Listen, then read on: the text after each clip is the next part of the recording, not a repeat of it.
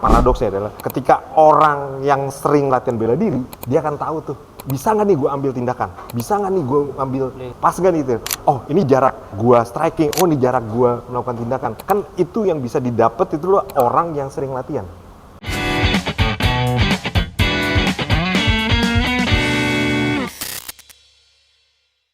Warrior Topos, you will fight the way you train.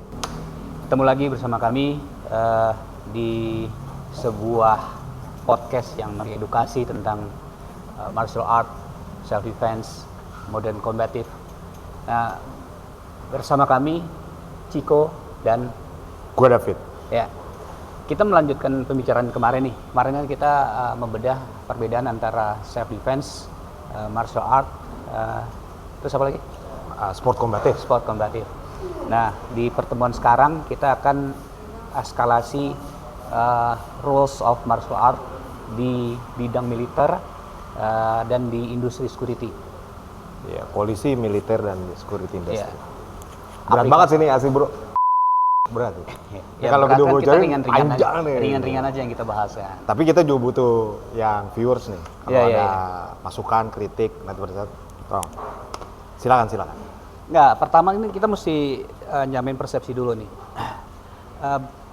Kan kita ngelihat background yang kita akan bicarakan tuh banyak peristiwa di mana industri security dan militer itu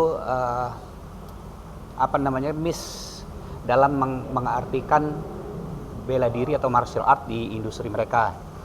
Terus contohnya misalnya seorang security dia punya mindset seorang fighter, dan misalnya sebaliknya di militer mereka belajar bela diri tapi mindsetnya di sport gitu. Nah itu gimana tuh kita bisa membedahnya tuh? Oke. Lu mau duluan atau? Lo dulu dah. Oke. Sip. Kalau dari gue itu bela diri yang harus diutamakan pada saat fungsi roles-nya ya. Roles bela diri ada di polisi, militer, sama security industry. Itu roles-nya adalah bela diri sebagai support tools, bukan tujuan utama ya, support, benar-benar yang mendukung tugas mereka. Tuh. Support. Nah, balik lagi ke fungsinya, fungsinya kalau kita lihat dari fungsi polisi, militer, security industry itu beda-beda nih. Itu yang paling utama. Misalkan fungsi dari kepolisian itu sifatnya penegakan hukum ya, wewenangnya, penegakan gakum seperti apa. Kalau militer kan sifatnya combat survival, bagaimana dia bertahan hidup tanpa bersenjata, bagaimana dia hand to hand combat, sifatnya seperti itu. Dan fungsinya juga terkait dengan rantai komandonya dia, rule of engagement, ROI-nya juga. Kalau security, fungsinya balik lagi ke wewenang dia yang terbatas itu. Jadi kewenangan terbatas security. Kalau di Indonesia kan satpam security ya kewenangan punya kewenangan polisi, tapi kewenangan terbatas sesuai dengan lingkup dia tugas. Jadi fungsi di situ dulu. Nah, bela diri itu yang mensupport itu semua. Yang nge-support ya, bukan segalanya. Jadi yang nge-support.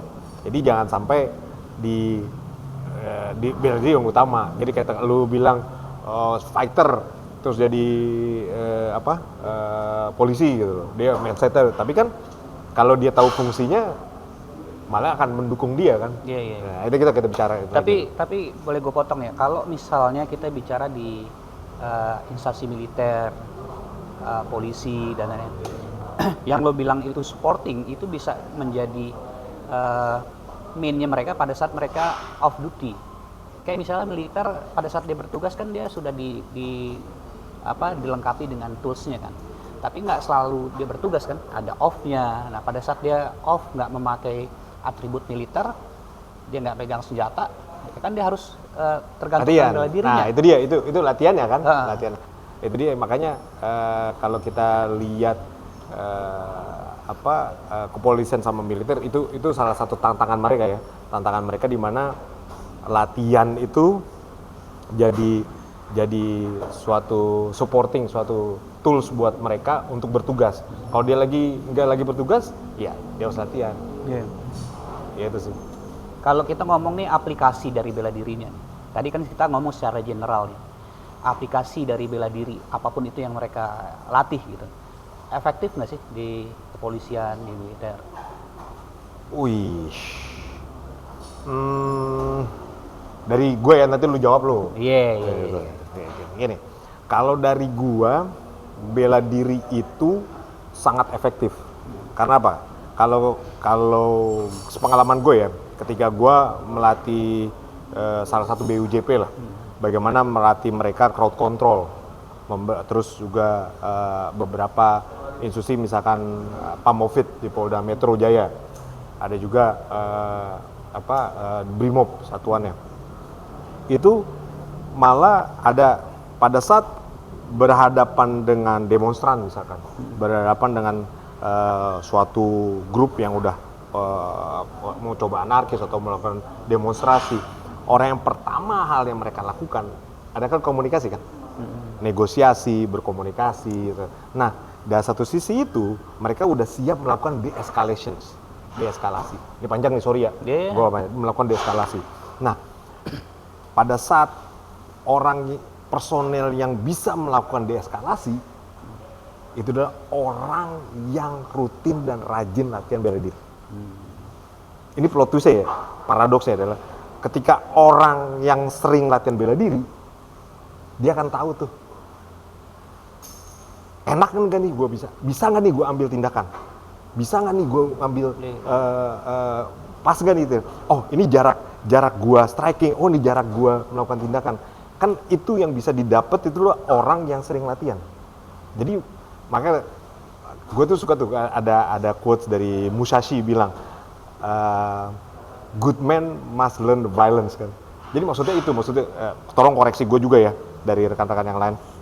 Jadi maksudnya paradoksnya adalah ada orang yang sering belajar bela diri, malah dia lebih tahu, lebih sabar, lebih tenang ambil tindakan. Makanya orang yang bisa melakukan deeskalasi itu orang-orang yang kita taruh yang bisa bela diri. Jadi kan dia tahu, oh dari sisi akuntabilitas, dari sisi legalitas kita lihat juga. Dari sisi legalitas dia bisa lihat, oh ini bisa nih gue ambil tindakan nggak? Bisa nggak gue tangkap nggak? Bisa gue diserahin? Akuntabilitas, oh secara akuntabel kalau gue ambil udah memenuhi syarat belum nih? Atau seperti itu kan. Pada saat dia mau ngambil takedown, misalnya counter restraint, itu kan orang yang bisa melakukan eksekusi itu. Lu setuju nggak orang yang sering berlatih bela diri? Itu pastinya. Kan dalam proses belajar itu kan komponennya banyak kan. Mereka latihan mulai dari awareness-nya, terus mereka latihan pressure drill-nya, skenario, gitu. Dan tentunya ada bimbingan dari pelatihnya. Karena pada saat kita latihan kan 100% kita harus follow instruksi kan. Nggak bisa kita ngarang-ngarang di luar itu. Plus kalau dari sisi gue, kita bicara di militer ya, pada saat mereka bertugas, mereka sudah mempunyai atau dilindungi sama payung hukum mereka. Pada saat mereka harus, kita ngomong ini situasi yang mereka harus mengaplikasikan bela diri ya, entah secondary weapons-nya atau primary-nya nggak berfungsi atau mereka kebutuhan nggak bawa gitu. Itu dia. Nah, pada saat mereka dibatasi sama rules hukum di luar militer, mereka akan gagap gitu untuk mengaplikasikan tekniknya. Nah, karena mereka sudah dilindungi oleh payungnya tersebut, mereka bisa all out tuh bikin aplikasinya. Tentunya ini kan berbeda dengan aplikasi di sipil atau di law enforcement lainnya. Oh jelas. Dia ya secepat dan seefektif mungkin mereka mengaplikasikan itu gitu. Terus apalagi kalau kita tadi sudah ngebahas dari sisi militer sama dari sisi polisian ya tadi. Kalau kita masuk ke lebih lanjut di security industry, anggaplah di close protection. Menurut lo tindakan apa yang semaksimal apa yang mereka bisa lakukan aplikasi bela diri untuk melindungi prinsipal atau klien? Kalau gua balik lagi ke policy regulasi di sini ya, kan kita security itu di Indonesia di bawah naungan kepolisian kan ya. Dan tugas pokok fungsi tupoksi security itu kan security kita nggak ngomong hanya satpam. Di situ ada bisa dikatakan pengawalan, ada bodyguarding, ada close protection, itu sama. Jadi sebetulnya kewenangannya terbatas, mempunyai kewenangan terbatas sama. Jadi kalau kita balik lagi ke fungsi dari awal kita bilang, kalau satpam di Indonesia kan tupoksinya turjawali kita bilang ya, atur, jaga, kawal dan patroli. Yang tadi bilang kalau tupoksinya kawal, dari situ kan jadi ada apa? Dan tupoksinya di situ baik lagi kewenangannya. Dia bagaimana dia bisa melindungi klien, bagaimana dia bisa melindungi diri kita. Berarti kan memang dia harus sering berlatih tuh. Salah satu tools profesionalitas personel disregard itu close protection lah, bodyguard atau satpam lah. Polisi mau militer juga sama kan, profesionalitas dia apa? Latihan kan? Dia harus nunjukin profesionalitas dia ada latihan. Pada saat dia selesai latihan, selesai dia bertugas, nanti tadi lu bilang, dia latihan. Misalkan dia lagi off duty, dia latihan. Itu kan nunjukin kemampuan dia melakukan profesionalitas. Nah, baik lagi ke bodyguarding atau close protection, ya kewenangan dia sangat terbatas. Hanya di scoop kliennya. Atau pada saat di security, scoopnya adalah wilayahnya yang dia bertugas. Di situ kan. Nah, itu balik lagi ke surat tugas ya kan. Harus ada tuh. Jangan salah. Jangan salah. Gua pun kalau mau tugas, gua akan minta surat tugas. Kalau di polisi atau militer pasti sprint. Jangan salah. Nggak ada sprint, nggak akan berani mereka ada tugas. Sama kita juga ada surat tugas. Surat tugas Ciko, surat tugas Ciko pengawalan David. Terus jadi kan surat tugasnya kan yang paling penting. Nah, kalau gue boleh balik nih, Cik. Kalau gue mau balik lagi, flashback dulu. Tali balik ke militer. Ada hal yang menarik pada saat untuk melakukan pelatihan. Correct me kalau misalkan gue nggak sesuai dengan konteks ini ya, Cik. Karena sepengetahuan gue pada saat gue ngajar di Brimo, gue ngajar di satuan khusus di Baret Merah, atau di sekarang terbaru gue ngajar salah satu taruni di salah daerah Sentul. Dia bertanya, coach boleh nggak tanya CV gue? Dia nanya, dan gue juga bertanya, objektifnya apa nih mereka buat latihan? Dia sambil bertanya, jadi mereka pun ada menanyakan kredensial, menanyakan pengalaman, karena mereka tahu related sama output yang akan kita kasih. Jadi kita pun ngasih mereka kan sesuai kan? Itu maksud gue, balik ke tadi, itu sebetulnya ketika kita ngajarin bela diri pada satu institusi, kita ngikutin objektifnya dia kan, apa yang dia mau kan? Kebutuhannya apa? Yes. Pengalaman lu gimana pada saat itu? Paling pertama tuh gue tidak pernah menyodorkan gue atau bela diri gue ke mereka. Pasti mereka yang mencari atau menghubungi gue gitu. Enggak, tapi maksudnya itu memang sesuatu hal yang lumrah. Pada saat gue misalnya gue mencari satu referensi bela diri, pasti gue kan nyari gitu. Entah bela dirinya yang sesuai, pelatihnya juga gue background check, itu memang suatu hal yang lumrah gitu. Dan kalau memang gue serasa gue cocok nih, gue yang hubungin. Itu juga gitu. itu juga terjadi di gue. Mereka pun bukan gua ngirimin proposal ya, bukan. Tapi mereka nanya. Gue balik tadi pembicaraan ke ini adalah konteksnya sebetulnya institusi yang mau itu polisi, militer atau BUJP seperti itu. Berarti kan mereka membutuhkan bela diri itu menyesuaikan objektif apa yang dia mau kan, outputnya. Dan berarti kan mereka menyesuaikan kebutuhannya juga kan. Betul. Bela dirinya apa? Itu sih yang gue mau. Karena memang ada beberapa case gue dihubungin ya setelah ada sesuatu yang mereka rasa, wah gue kayaknya butuh nih latihan ini gitu. Jadi, sama. Jadi memang begitu pula di sipil sebenarnya. Pada saat gue orang sipil butuh bela diri A atau B, ya gue pasti akan cari. Karena sekarang kan teknologi juga udah memudahkan kan. Dulu nggak ada, mah kita kelilingan nyari, susah. Itu tuh. Sorry, gue bolak-balik. Lanjut ke tadi. Terus kalau kita bicara prioritas atau sistem di sektor yang tadi kita omongin, baik di militer, law enforcement, artinya security atau kepolisian. Menurut lo pribadi nih ya, jenis bela diri apa yang cocok gitu untuk mereka?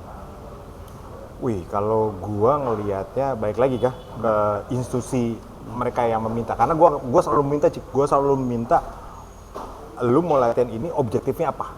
Contoh konkretnya apalah, Contoh sebut konkretnya, merek ya. aja nggak apa-apa lah. Bela dirinya apa? Bela Karena- dirinya. Oke. Bela dirinya pada saat misalkan gua ngajar di satuan di Kelapa 2. Dan juga kebetulan juga ngajar di di daerah Sentul juga sama.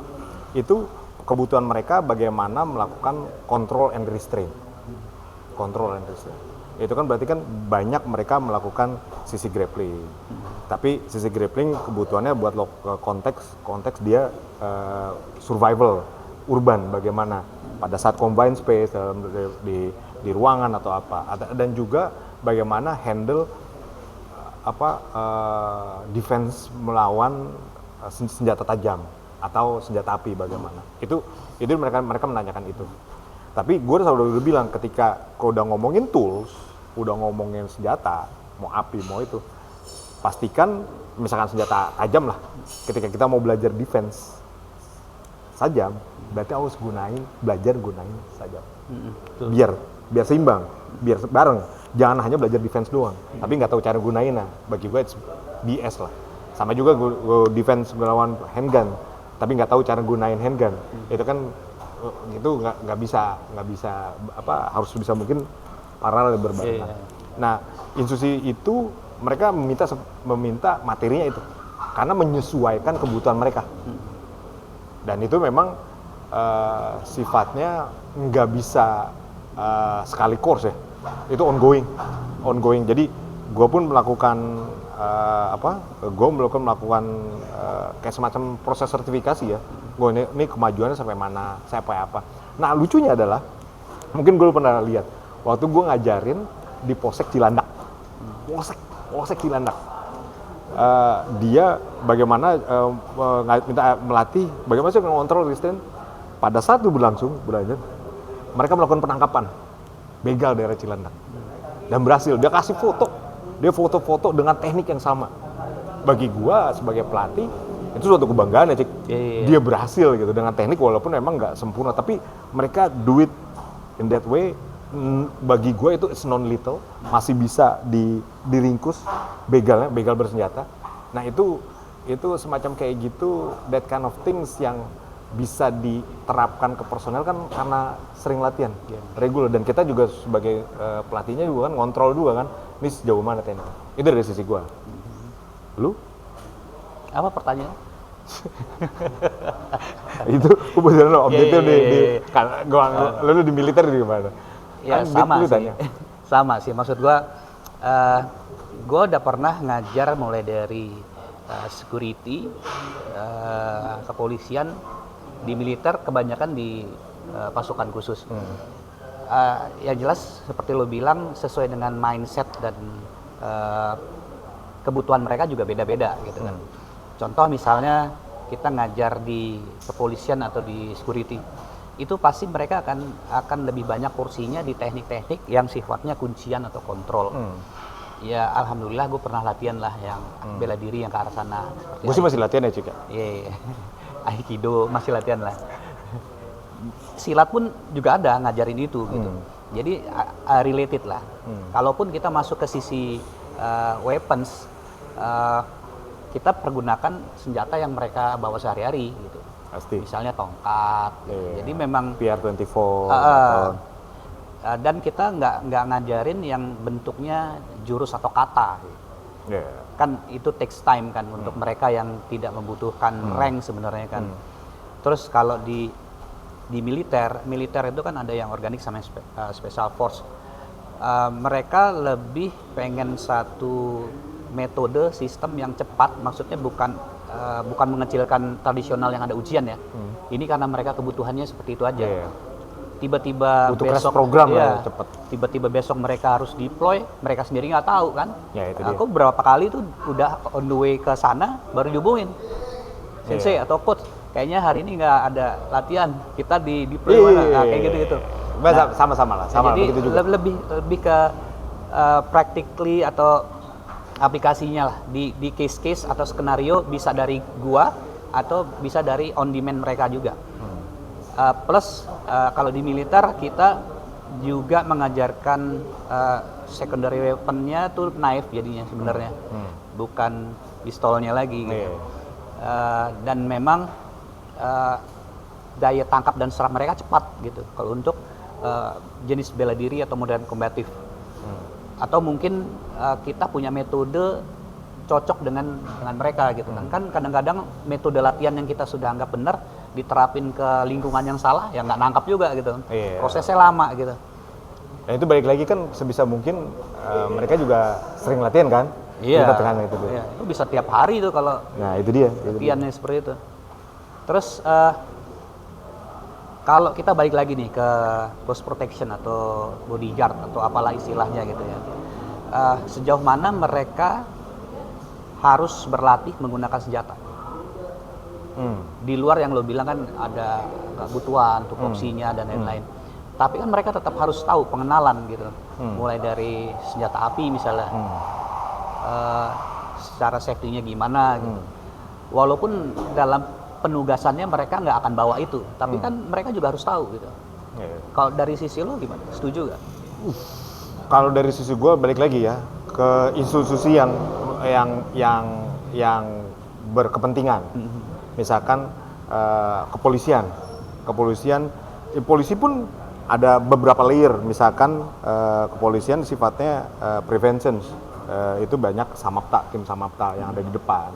Itu kan nggak mungkin dia pakai senjata api, pasti persenjataan yang dia ada di depan ada tameng atau tameng. Ada juga PR button, ruyung bilangnya. Itu kan non lethal weapon. Mereka tuh harus bisa menggunakan senjata itu kan. Tapi itu pun sebisa mungkin mereka tahu bela diri kan, belajar bela diri, karena penting buat mereka untuk melakukan kayak tadi yang gue udah bilang de-escalation kan. Itu udah selanjutnya berarti udah brimob tuh kalau misalkan anarkis segala macam kan udah pakai senjata api. Kalau militer sih senjata udah wajib kudu harus mandatori sifatnya kan, karena mereka udah sifatnya combat kan, dimana mereka survive pada saat senjata primernya mati atau secondary mati, berarti kan ada pisau atau senjata apapun yang bisa improvise mereka gunakan kan. Kalau security industri baik lagi kewenangan dia sejauh mana. Kalau misalkan dia diberikan untuk personel bersenjata, itu pun fungsinya seperti apa? Kalau security harus punya IKSA kan, persenjataan yang sifatnya bela diri. Itu pun diatur regulasi. Bukannya senjata 9 mili nggak boleh tuh. Itu setahu gue. Tolong correct me ya. Setahu gue sipil itu menggunakan senjata 9 mili dibawa ke BLT itu nggak boleh tuh. Kalau yang boleh tuh IKSA. Terus itu sama juga pada saat bertugas. Itu pun permintaannya kalau misalkan close protection pada saat dia bertugas, pada saat dia bersenjata, kita kan memadukan dengan personel aparat yang aktif. Atau mungkin mereka lebih ke materi misalnya defensifnya. Ya. Gitu, kalau militer kan ofensifnya tuh, menyerang gitu. Iya, itu balik lagi ya. Dia kegunaan senjata atau kegunaan bela diri pada saat mereka bertugas, khususnya di physical security ya, mau security, mau satpam, mau bodyguard, mau close protection segala macam, latihan tuh paling penting. Jadi dia bisa tahu kapan gunain itu berkat dia latihan. Dia bisa. Nah ini gue coba, gue izin nih, gue kemarin sebelum ngebuat ini podcast, gue coba cari-cari survei ke beberapa orang yang gue udah izin sama dia. Contohnya, gue ambil contoh ini related sama ini ya, roles and responsibility bela diri di polisi, militer, security. Ini gue tanya ke Angger, thank you Ger, masukannya. Angger ini personel Brimob di Kelapa II. Dia bilang, izin bang, jawaban saya sebagai anggota Brimob, bela diri merupakan dasar bagi setiap anggota untuk dipelajari, dipahami. Karena anggota Polri garda terdepan dalam penindakan tindak kejahatan. Dengan memiliki bela diri, menindak tindakan kejahatan terukur sehingga tidak menimbulkan dampak yang diinginkan. Keren kan tuh? Berarti kan dia bisa terukur tuh, berarti kan bisa ngukur kan? Karena dia sering bela diri, berarti untuk melakukan deeskalasi atau melakukan use of force, misalkan bahasa security, use of force, menggunakan kekuatan kan dia tahu kapan ngambilnya, secara akuntabilitas, secara legalitas seperti apa dia udah tau. Sebenarnya di pelatihan security juga ada materi itu, use of force itu. Iya, use of force, benar. Use of force itu udah setelahnya de-escalation sih. Nah, selanjutnya gue izin ya, gue ada beberapa. Aman. Jangan lama-lama, ntar WhatsAppan sama orang. Nah, ini adalah Bang Muyanto. Bang Muyanto ini personel Kopassus yang malah dia bisa gue udah bilang koresponden bagus nih, karena dia terlibat langsung di Batu Jajar pelatihan Kopassus di sana. Operator juga ya? Operator. Dia bilang bela diri itu sebagai crucial karena sebagai sarana kontrol opsi non lethal, melumpuhkan tanpa mematikan. Nah, jadi memang buat dari sisi Kopassus sendiri itu lethal, maksudnya crucial, crucial, penting. Jadi aparat bela diri itu di aparat militer bela diri bisa digunakan sebagai kehabisan amunisi. Berarti kan memang mau nggak mau ya nggak hanya rely sama itu kalau latihan itu kan. Itu yang lu ajarin di satuan Denjaka ya, gue sebutnya. Denjaka dan segala macam. Make yourself as a weapon, bro. Iya. Make yourself, ya tangan, dengkul, lutut itu. Improvised weapons. Nah, untuk belajar improvised weapon ya lo harus belajar bela diri, nggak bisa seminar 2 jam dengan tema improvised weapon, lo datang kosongan, terus lo bisa menggunakan senjata. Sulit. Karena bagi gue sulit ya. Karena memang kemampuan kayak gitu harus sering diasah dilatih. Kayak gue pribadi ya. Kalau gue misalkan nih udah latihan libre nih sekarang, atau lebih BJJ lah latihan. Udah sering latihan, tiba-tiba 1 bulan gak latihan. Wah gila. Itu harus ngulang lagi. Bagaimana kalau gue sering latihan nembak? Latihan nembak. Pada saat udah lama nggak latihan, gue nembak lagi, pasti caur tuh. Iya. Perkenaannya juga caur, segala macam. Mau nggak mau, itu lagi. Gue lanjut lagi, sorry ya, gue potong. Siap. Ada satu lagi nih, Mas Dani Ahmad. Mas Dani Ahmad nih, dia praktisi bela diri. Dia juga kerja di security industri. Dia juga certified bodyguard sebagai close protection, punya pengalaman sebagai close protection.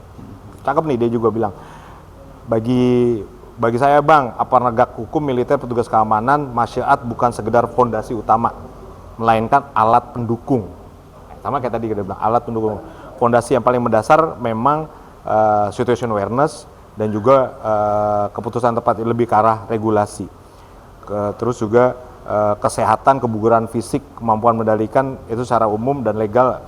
Itu buat diri. Jadi memang seperti yang kita udah bilang ya, itu support pendukung. Dia juga ini enak kan dari. Nah, ada satu lagi gua masukin adalah Patrick. Lo tau Patrick gak? Patrick itu dia yang kemarin padding 24 jam. Itu keren banget. Dia padding 24 jam. Gue nanya ke bagian sipil ya, tapi dia punya performance. Dia bilang penting banget buat law enforcement melakukan grappling, counter teknik, militer buat combat skill. Itu dari sisi orang sipil ya, karena dia dari performance. Jadi baik lagi bagi orang sipil melihat kebutuhan bela diri itu adalah fungsi kebutuhan yang penting gitu. Tapi memang supporting. Ada Aulia juga dia praktisi bela diri, dia juga praktisi, setahu gue dia latihan BJJ militer, BJJ lethal reflex juga, mengatakan ya sama.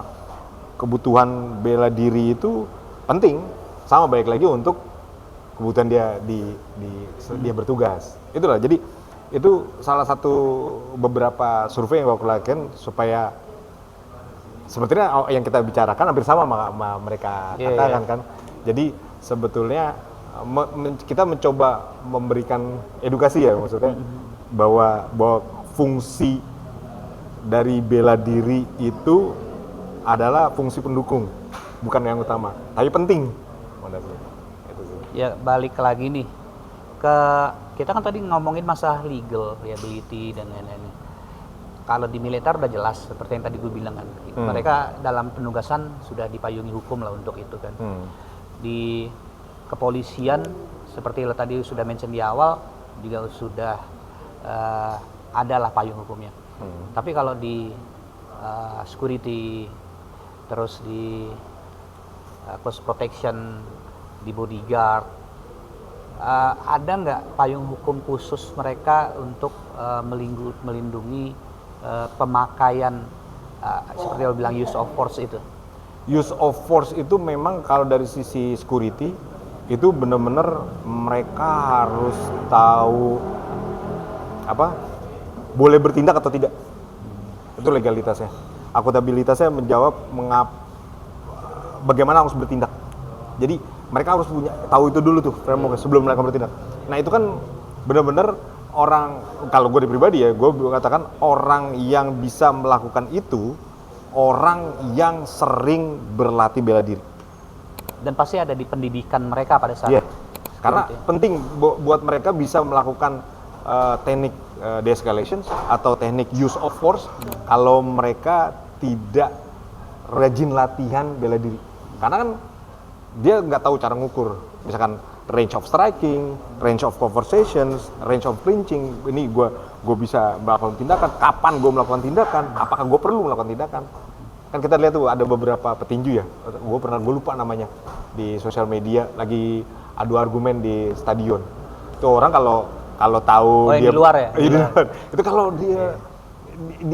dia tahu dia hajar juara dunia bro. Kan itu lucunya ya, paradoksnya orang bela diri, semakin dia sering latihan, semakin dia sering belajar, dia tahu penting gak nih gue ambil tindakan kayak gini, harus nggak gue ambil tindakan. Dia lebih mawas lah, lebih waspada lah, lebih hati-hati lah. Berarti praktisi yang baru belajar bela diri lebih bahaya ya di jalan ya?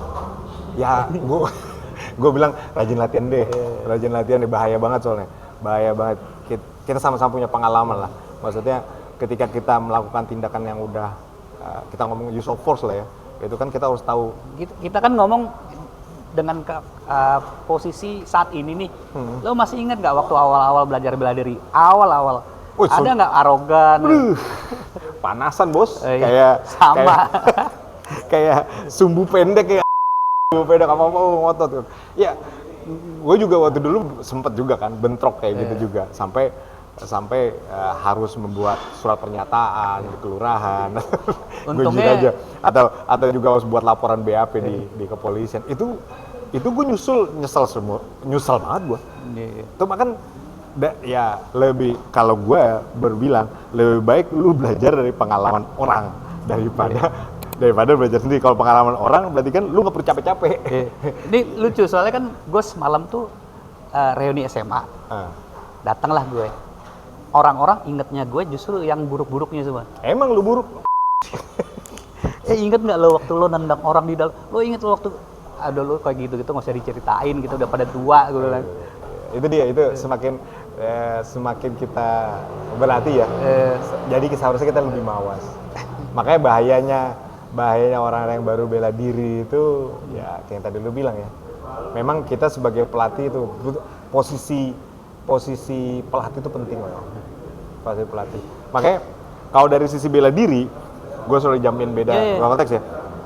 Kalau dari sisi bela diri, bagi gue, bela diri yang sudah bisa dikatakan bisa mengajar, bisa melakukan aplikasi, bisa melakukan terapan, terus gue bilang harus ngelakuin tiga sisi. Jadi jagoan, jadi musuh, jadi penonton. Kenapa gue bilang jadi jagoan? Lu bisa mukul, bisa nendang, tahu tekniknya. Jadi musuh, lu tahu kena pukul rasanya apa, kena kuncian seperti apa. Itu jadi musuh. Nah jadi penonton, lu tahu tuh, oh ini pukulan bagus, oh ini pukulan nggak bisa, oh ini segala macam. Jadi tiga sisi itu, kalau lu bisa jadi tiga sisi itu, lu bisa memberikan transfer knowledge atau melakukan aplikasi.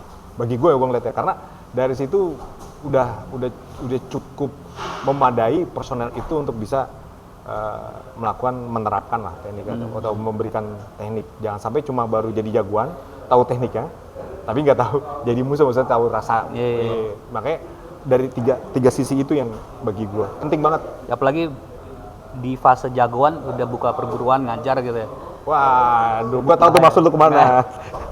Cuma ada banyak kayak gitu. Itu yang kita harus hindari. Nah, tapi masalahnya kita di fase jadi penonton doing nothing gitu. Ya jadi nonton aja. Mestinya kan kita bisa. Lu ngeledek gua, bro. Jadi, ya, gue udah kalau di penonton itu maksud gue ada kalanya ada faktor yang lain yang aduh gue udah capek. Sebelum jadi udah penonton malas. komentator dulu Komentator tuh. dulu. Iya. Nah, kalau gue dari sisi gue jadi wasit ya. Jadi wasit di One Pride. Jadi gue bisa ngetahuin oh ini teknik ambar masuk.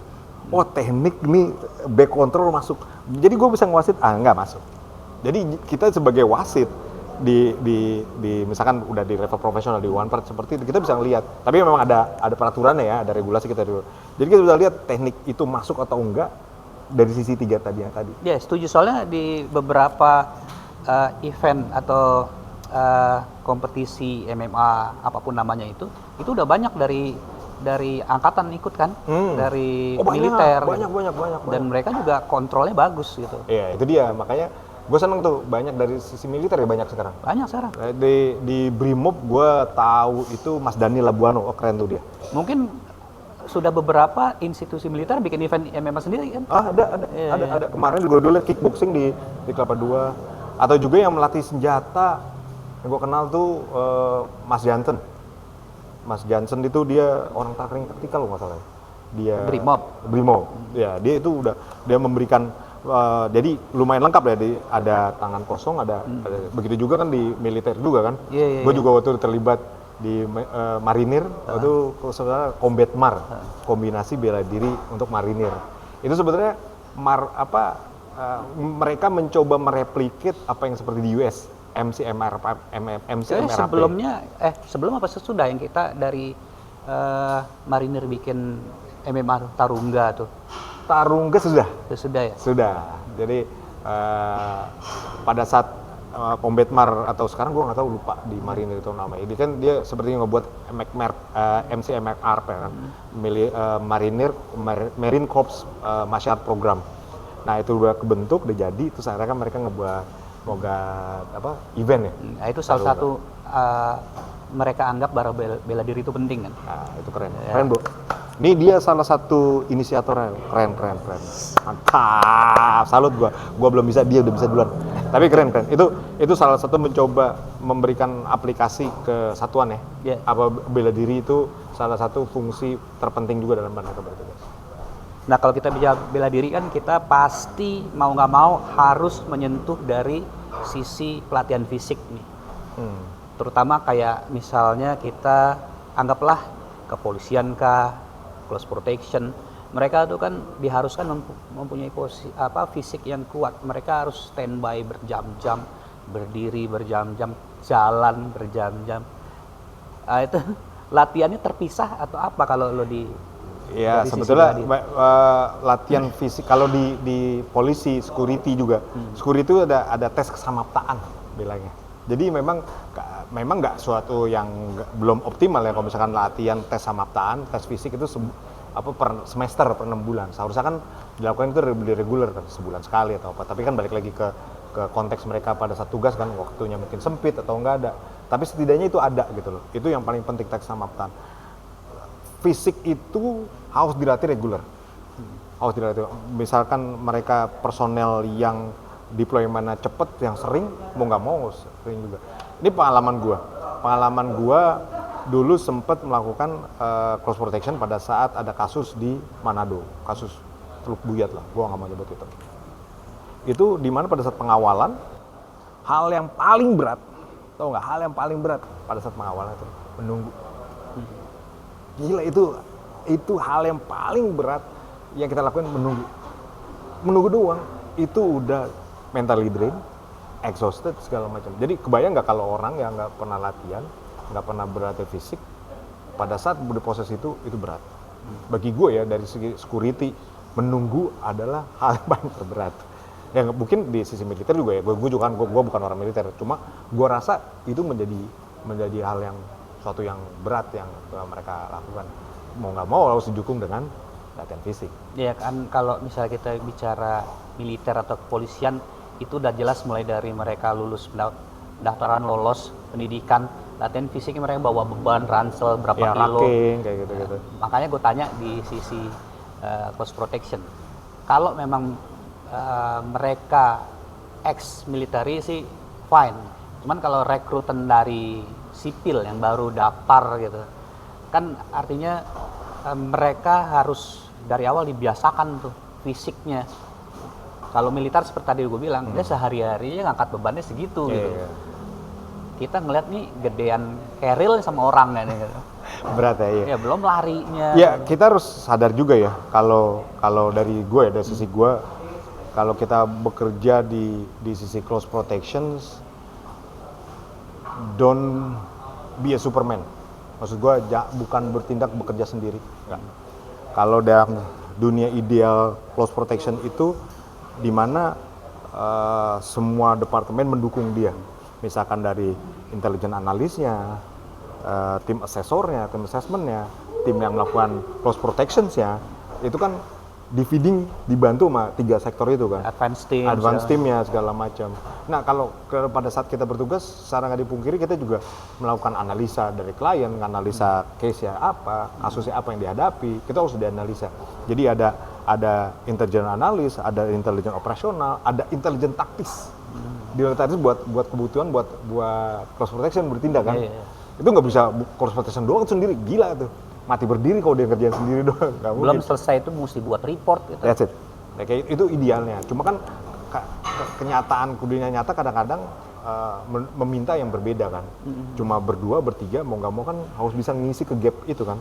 Jadi walaupun di hire cuma berdua, perusahaan yang di hire itu pasti memberikan feeding security information, assessment segala macam itu di feeding ke close protection. Jadi dia tahu hari besok itu ada demo apa, ada event misalkan di tanggal 16 ada di event maraton, oh di Jakarta gue harus ngindarin Sudirman kayak gitu-gitu, itu di feeding, harus di-inject terus tuh ke personel. Itu salah satu. Jadi selain kebutuhan fisik tadi, memang ada satu kebutuhan yang lain. Kalau dibalik ke fisik, gue sih nggak bisa. Gue selama gue bertugas sebagai security ya, satpam, mau itu satpam, mau itu close protections, waktu dulu pada saat gue melakukan tugas di Ukraine juga melakukan pengawalan, fisik nggak bisa dipungkirin bro, nomor 1. Capek, gila. Lo bawa delegate berapa orang tuh itu? Delegates itu kalau salah 9 atau 8. Itu maksudnya kan orang-orang ustaz atau segala macam kan, kiai kayak gitu kan, orang-orang yang nggak tahu potensi konflik segala macam. Lo brief dulu dong dari awal. Harus di briefing, harus dikasih tahu rute-rutenya, dan kita juga harus ngasih tahu lokasi safe house-nya apa, di mana harus berhenti kayak gitu. Itu memang kompleks lah, nggak bisa. Gue jujur nggak bisa sendiri. Macam-macam kayak misalkan gue pengawalan paus yang baru ini kemarin juga sama kan. Itu benar-benar sebuah kompleks banget ekosistem dari kepolisian, dari militer, dari satpam, dari satpol pp, itu ada di situ semua. Nyamain persepsi mereka, nyamain ego, wah itu berat. Itu kan benar-benar ya mau nggak mau kan punya knowledge bagus, fisik juga harus bagus. Lu bayangin kalau misalkan lu pengawalan, misalkan lu jadi koordinator, terus lu hanya berpikir di Stadion Senayan doang, lu kan harus keliling sampai perimeter luar kan. Ya, itu kalau aus gimana? Lagi ada tukang jualan dia beli nggak bisa. Itu bahaya. Itu bisa level of sabotasenya tinggi juga kan. Itu harus kita hati-hati juga. Sebisa mungkin kita punya bawa sendiri segala macam kayak gitu sih. Ini anggaplah misalnya saat lu penugasan ketemu case ancaman lah gitu, yang lo lakukan kan harus satu movement teknik ataupun gerakan yang sifatnya kontrol, dan orang ngelihatnya itu kan sekarang udah zaman ini ya media sosial. Kita nggak tahu tiba-tiba kita lagi melakukan tindakan, ada ngerekam dan lain-lain. Nah, sejauh mana lo bisa mengaplikasikan suatu teknik tanpa orang ngelihat itu lo yang agresif gitu. Itu susah banget. Jujur itu tantangan makanya gue balik lagi ya, kayak low profile control lah gitu ya. Makanya gue udah bilang personel yang bisa melakukan de-escalation atau use of force, gue balik lagi kan, gue akan menunjuk orang yang rajin dan berarti bela diri. Karena mereka tahu tuh kapan dia mereka ngambil, penting atau tidaknya, dan bisa apa nggak dia ngambil. Itu penting. Jadi benar-benar orang yang terlatih. Nah kalau semacam itu kok konteksnya banyak nih, kompleks gitu loh. Apakah dia udah menggunakan senjata tajam kah, atau udah sifatnya udah buat keramaian kan lah, segala macam. Nah gue balikin ke lu kan pernah tugas juga kan, pengawalan event apa gue bilang itu di kereta api, atau juga pengawalan event lukisan, pameran atau Korea segala macam. Ya, itu kan terakhir tuh gue pernah sama tim itu 1 tahun kontrak tuh. Jadi kita melakukan pengawalan terhadap petugas lapangan untuk setiap kasus fraud. Jadi ancamannya kalau kita ngeliat kan oh iya, gue ingat. iya, jadi istilahnya yang kita kejar tuh penjahat sebenarnya.